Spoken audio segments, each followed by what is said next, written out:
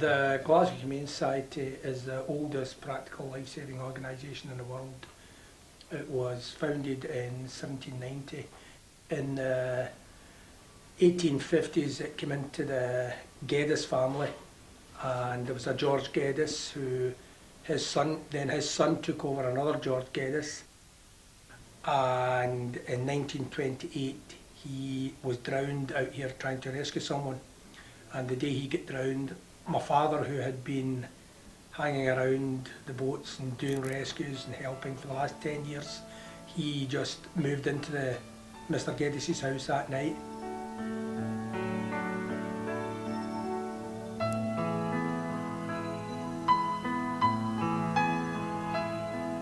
The day my father died,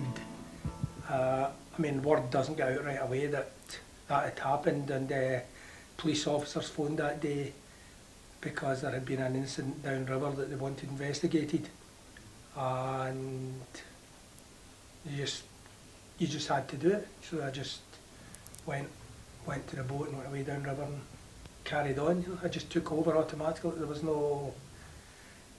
nothing else you can do. Just a fait accompli. You arrive there and you do it. You know. Well, the main role of the Glasgow Humane Society comes under basically three headings, which is rescue, recovery and prevention. Rescue of persons drowning from the waters around the greater Glasgow area, recovery of those who have drowned in the waters, and prevention of people entering or drowning in the waters. All the rescues are very, very satisfying. And the most recent thing that has been most satisfying has been actually getting a lot of safety work done around the river. The council has taken a lot of pressurising, a lot of work. We've set up a safety committee, and for example, we take down next to the weir, we now have a fence there. Now there's literally been dozens and dozens of people drowned at that locus, before we put the fence. We're putting in new quay wall ladders, and when we were a working port, the quay wall ladder only went down so far in the quay wall, and below that what we call were dogs. It was like just big staples that only went, they were put half into the water, so there was a little bit sticking out, and you could climb that. And it was the workmen themselves that just knocked them in with a hammer when they were moving, when they were going up the ladder. So what you found in the harbour was, because the workmen weren't there anymore, the ladders were stopping 6 foot short of the water at low tide. So if you fell in at that point, you couldn't get out, even if it was an accident. So the council are going around now and putting all these ladders in, and again, that can be very, very satisfying. We also have a lot of rowing regattas on the Clyde. Some quite big regattas. Some regattas draw maybe up to 100 boats. We don't give a safety cover for that because, on account of being on a 24-hour call-out service for the police, it's impossible for us to give a full-time safety cover, but we do give an additional safety cover. With that, we've set up a voluntary lifeguard corps, which is mainly made up of canoeists, members of the various rowing clubs on the Clyde.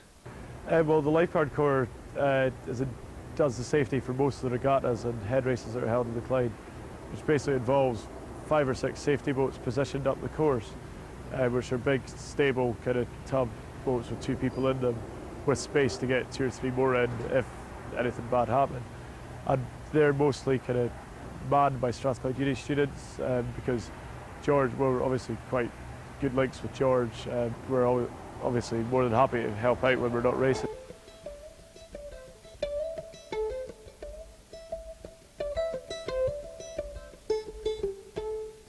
It was a strange feeling when I was told that I'd been awarded the MBE.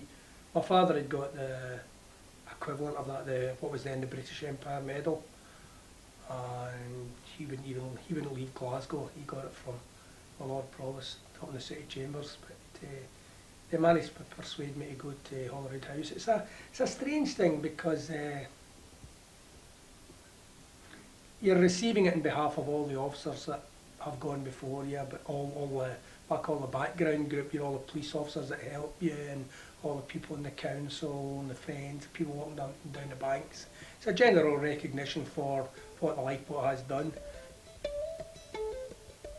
You've got to learn to work with the river and against the river, and